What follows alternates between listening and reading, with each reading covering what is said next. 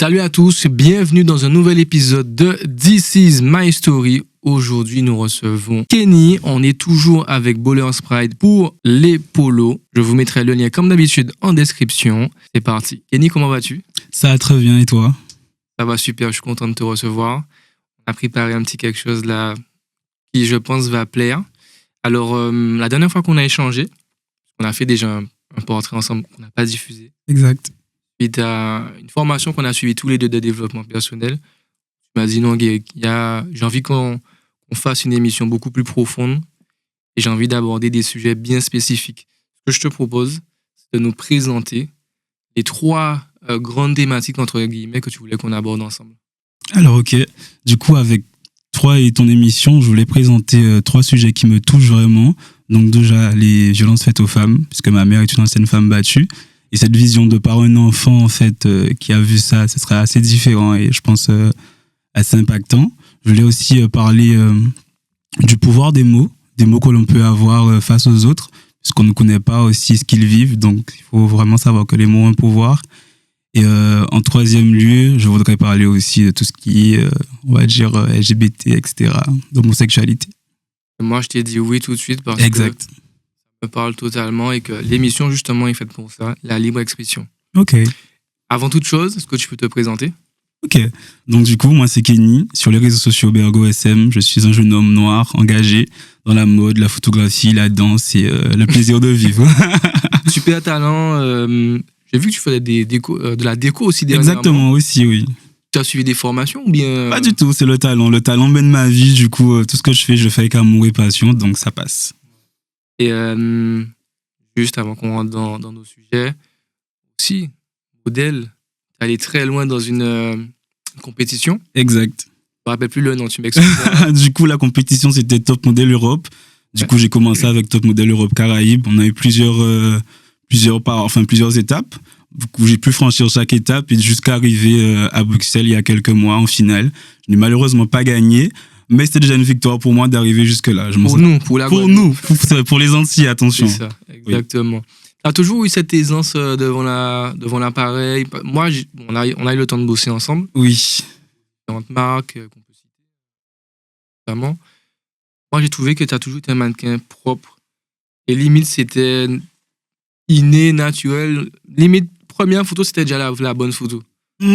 Alors, honnêtement, je t'avouerais que je dirais pas que c'est un masque, mais je sais ce qu'il faut faire. Mais en soi, je suis un très grand timide. C'est-à-dire que devant la photo, tu vas me voir super confiant, mais à l'intérieur, je crie de partout. Je suis en mode ah mon Dieu, t'es pas beau. Tu vois, mais à l'extérieur, je me dis il faut exprimer de la confiance et ça passe. Là, c'est ce que tu envoies. Sois-en sûr. On attaque. On attaque. Premier sujet, tu disais donc les violences faites aux femmes. Exactement. Tu as été touché par ça de plein fouet. Vraiment. Qui a tenu finalement le foyer, hein, puisque tu me disais que ta mère était restée pour ses enfants. Ok, du coup, je vous assure qu'il y a un mois de ça, j'aurais jamais parlé des violences faites aux femmes, parce qu'en fait, j'ai un peu supprimé cette étape de ma vie, mais suite à cette formation, j'ai pris conscience en fait que c'était quelque chose de grave, vraiment quelque chose de grave.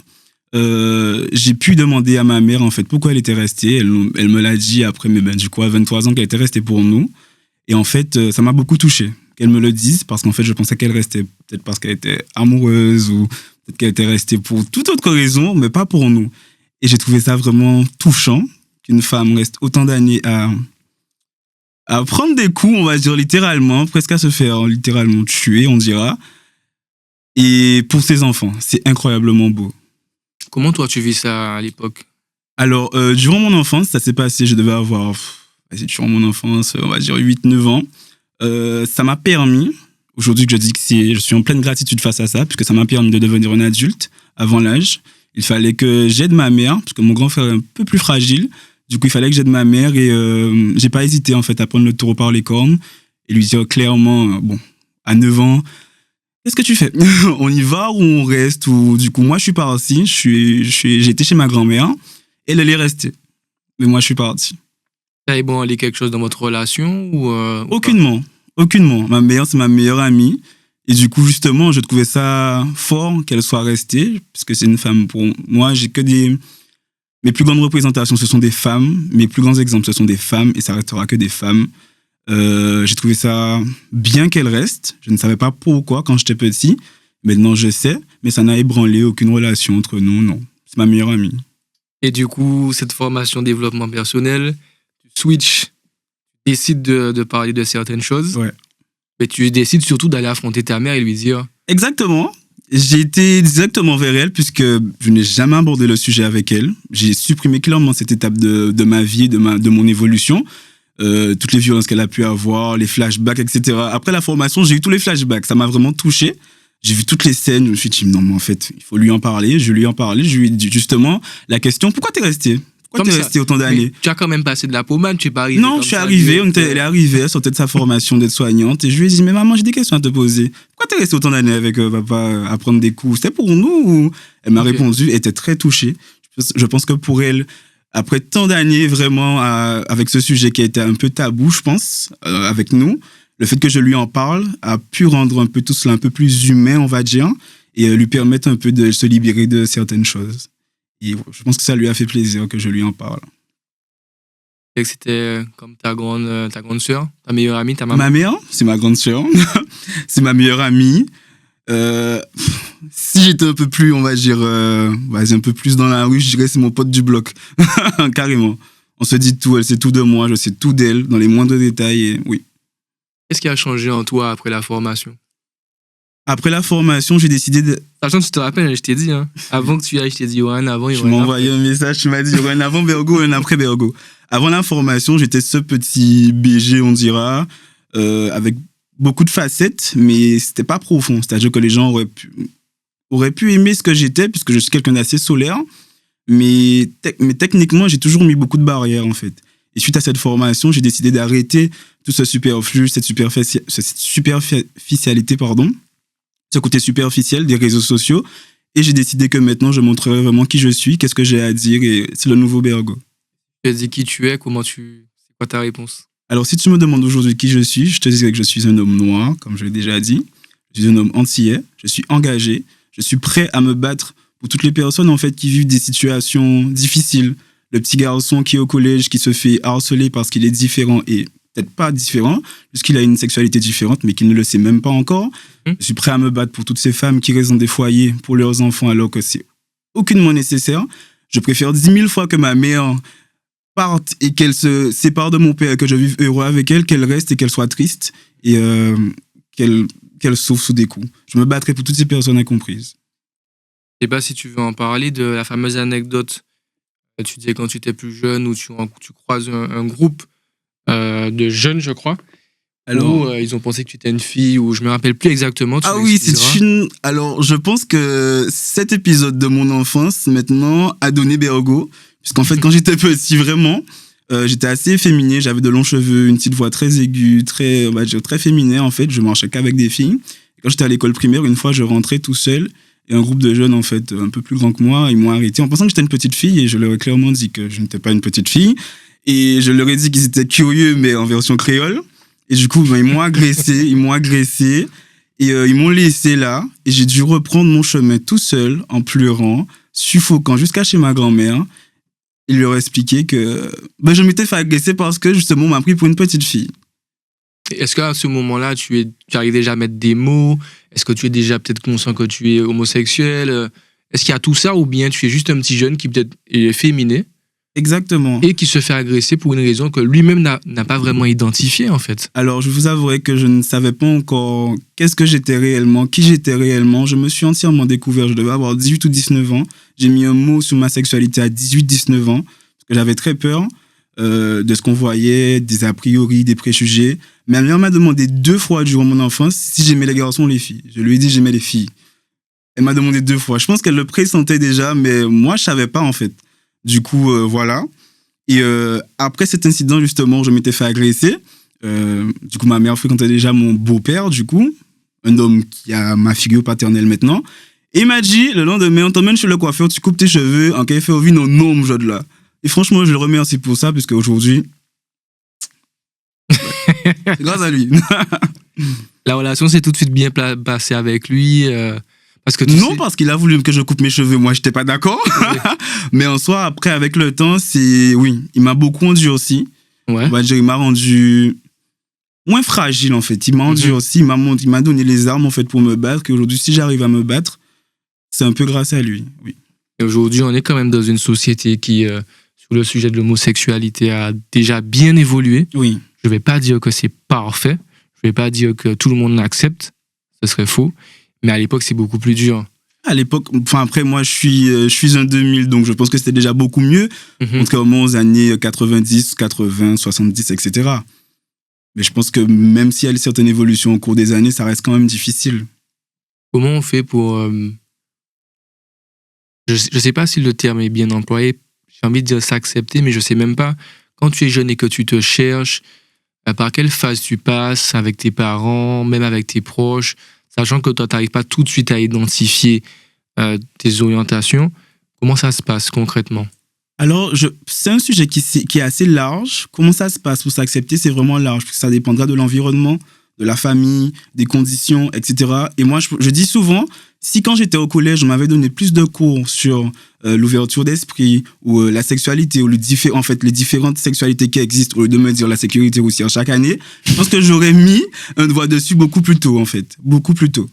Vraiment. Et tu penses que ça t'aurait aidé à te construire aussi? Ça m'aurait aidé à me construire, puisqu'en fait, chaque rentrée, quand j'étais au collège, j'avais peur. Je me disais, encore une année, on va se moquer de moi, ou on va me critiquer, on me fera des crasses. Chaque année, j'avais peur. Et forcément, ça amène le deuxième sujet, je suppose. C'est quoi la force des mots? La puissance des mots. La puissance des mots. Qu'est-ce qu'il y a derrière ça? La puissance des mots. Alors, pour vous expliquer la chose, j'ai compris que les mots étaient impactants. Je l'ai toujours su. Mais il y a une anecdote. Il n'y a pas si longtemps que ça, il y avait la Queen, la reine de France, Aya Nakamura, qui était en Guadeloupe. Et quand j'allais au concert, je me rendais au concert avec mes potes. En passant, il y a un groupe de gars, ils nous ont dit c'est pas la Gay Pride ici. Moi, j'étais choqué puisque ça fait longtemps que je voyage, donc l'ouverture d'esprit des autres populations, etc. J'ai fait plus face à ça. Et de voir que en Guadeloupe, en allant au concert d'Aya, on me dise que c'est pas la Gay Pride, j'étais remonté. Parce qu'en fait, je me suis dit, si dans le cas où j'étais un jeune adolescent de 10-11 ans qui ne s'est pas encore accepté ou qui ne sait pas encore où il est-ce que le mot c'est pas la Gay Pride ici aurait été la goutte de trop qui le pousse au suicide? Est-ce que c'est pas la goutte de trop qui lui aurait dit qu'il a une maladie? Est-ce que c'est pas la goutte de trop qui l'aurait emmené à l'église, voir un prêtre pour lui dire, il faut me... Comment on dit ça? Exorcisme. Ouais, ce concept. En fait, les mots, c'est souvent la goutte de trop qui mène, je dirais le mot, mais à la mort, on va dire. Parce qu'on ne sait pas, en fait, l'historique des gens. On ne sait pas qu'est-ce qu'ils vivent de leur côté. Donc, juste le fait de dire que c'est pas la Gay Pride ici, j'aurais pu sombrer dans une dépression extrême. Enfin, voilà. Et du coup, tu décides finalement aussi d'en parler. Oui. Dans quel but? De pouvoir, je sais pas, aider ou, en tout cas, à ton échelle. À mon échelle. Je décide d'en parler puisqu'en fait, il y a beaucoup de défenseurs de ce sujet de l'homosexualité ou de la défense de la communauté LGBTQIA+, etc. Et je pense qu'à mon niveau, puisque je me considère quand même comme un certain exemple pour nos jeunes ici, vraiment, puisque je suis quelqu'un qui ne se cache pas. Je prône pas, par contre, mais je ne me cache pas, j'aurais pas de mal à dire qui je suis. Je tiens à leur dire de pas prendre personnellement ce qu'on leur dit dans la rue, vraiment. Puisqu'en fait, ils vont faire face à des gens qui ont compris que A plus B donnait C, mais n'ont pas compris que AB plus CD donnait peut-être X, Y, Z, en fait.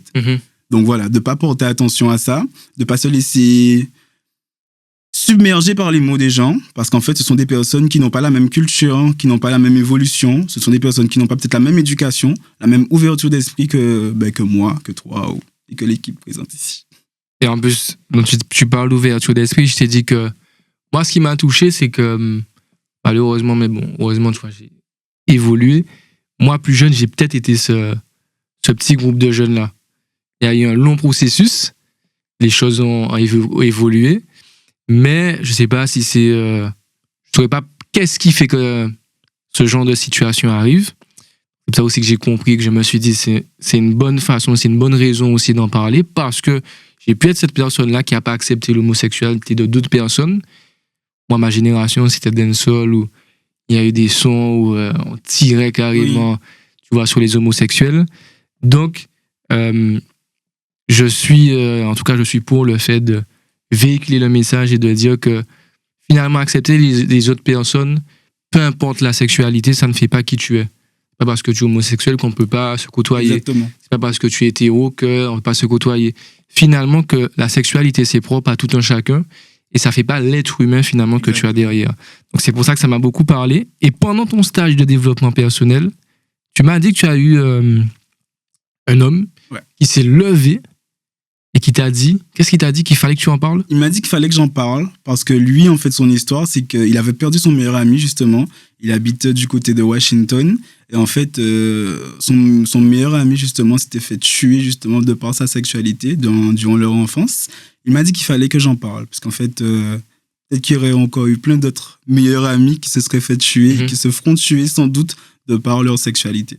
Et lui, il n'avait pas réagi parce que finalement... Exactement, il n'avait pas réagi parce qu'en fait, il voulait pas justement se faire passer pour le défendeur du petit gay du quartier, en fait. Donc, du coup, il était resté sans rien faire et il regrettait un peu. Il regrettait un peu le fait de ne pas s'être battu pour son meilleur ami. Est-ce que tu penses que c'est la formation qui l'a aidé lui-même à mettre le point dessus, à évoluer sur sa vision là-dessus? Tu penses que ça l'a aidé? Oui, la formation l'a aidé à mettre le point dessus, mais je pense que ce qui l'a aidé, c'est plutôt moi.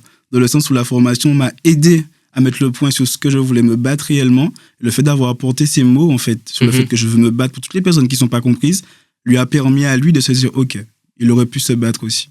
Tu étais un peu plus en retrait avant vis-à-vis de ça? J'étais beaucoup plus en retrait parce qu'en fait, on m'a souvent dit, n'affirme pas ta sexualité, ne t'affirme pas, tu perdras beaucoup plus de contrats, tu auras beaucoup de portes qui vont se fermer. On m'a clairement dit que si jamais les gens savent que je suis homosexuel, que j'aurai moins de chances d'arriver dans la vie. Je suis pas d'accord. Je pense que depuis le jour où j'ai fait mon coming out, en fait, qui n'était pas forcément voulu, c'est parce que j'ai juste fait un design, en fait, sur mon gâteau et malheureusement, j'ai beaucoup trop d'amis influenceurs qui ont beaucoup trop de vues sur leur réseau. Du coup, tout le monde a vu d'un coup que j'étais, OK, il est Bergo, un gâteau avec le drapeau LGBT, donc il est gay. Du coup, c'est comme ça que tout le monde a vraiment su pour moi, mais c'était pas une propagande de ma part. Et je pense que cette façon, en fait, d'être humain et d'être juste être vrai, font que les gens me font confiance. Ils savent qu'ils ne parlent pas à un charlatan, ils ne parlent pas à quelqu'un qui est juste un imposteur, ils parlent à quelqu'un qui est vrai et qui n'a pas peur, en fait, d'être qui il est. Je pense que je suis la meilleure personne qui peut comprendre les gens. Qu'est-ce qui s'est passé après ce coming out? Qu'est-ce que ça a changé en soi? Alors après ce coming out... Tu penses que tes proches avaient plus ou moins un doute, mais t'es pas sûr? Je vous avoue que je sais même pas pourquoi mes proches ne m'ont jamais parlé de ça. Puisqu'en fait, depuis tout petit, mes tantes, ma mère, etc., j'étais dans Waka Shriban, je faisais du carnaval, je dansais. Enfin, tu fais toujours du carnaval. Je fais du carnaval toujours, pardon. Mais en fait, j'étais vraiment investi. Ce comme petit garçon aurait été au football, moi, je faisais de la danse. Donc en fait, je me dis avec du recul, pourquoi ils ont jamais mis le point dessus? Mais je pense que plutôt c'était de leur côté, plutôt une réaction de protection, je pense. Vis-à-vis de toi, vis-à-vis d'eux, peut-être aussi. Vis-à-vis d'eux, de me dire, bon, le laisse faire ce qu'il veut et peut-être qu'on sait finalement ce qu'il est. Et suite justement à cette publication sur les réseaux avec ce gâteau, j'ai eu certains membres de ma famille qui étaient très remontés, pas du fait que je sois gay, enfin homosexuel, du fait que je ne l'aurais pas dit et que le monde a découvert avant eux. C'est juste pour ça. Ok. Ouais. Et ça s'est passé quand tu sais quand tu avais ton coming out? Ben, du coup, c'était le 9 février en 2022. Ça fait pas longtemps. Ok. Oui.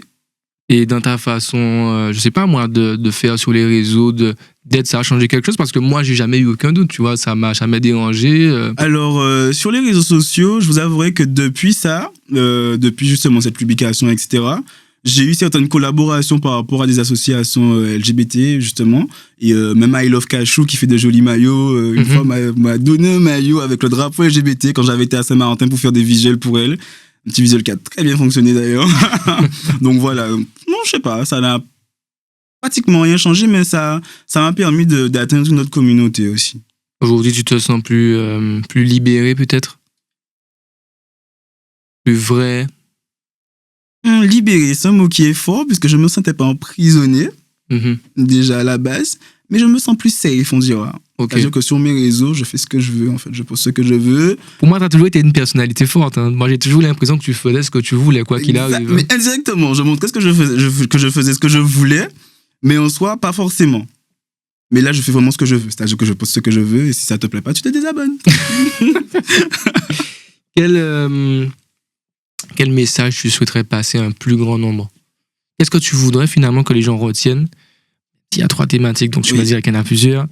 On retienne de cette émission. Alors, ok. Premièrement, j'aimerais que les gens retiennent qu'après la vie, il n'y a pas de plaisir. C'est tatoué ici. Que c'est maintenant qu'il faut vivre. Et j'aimerais que les gens sachent aussi de faire de leurs différences des atouts. Que leurs différences, c'est ce qu'il y a de plus beau en eux. Et c'est ce qui leur permettra justement d'être mais pas comme les autres. Donc, c'est ce qu'ils doivent faire. Qu'est-ce que nous, on peut te souhaiter pour la suite? Le million.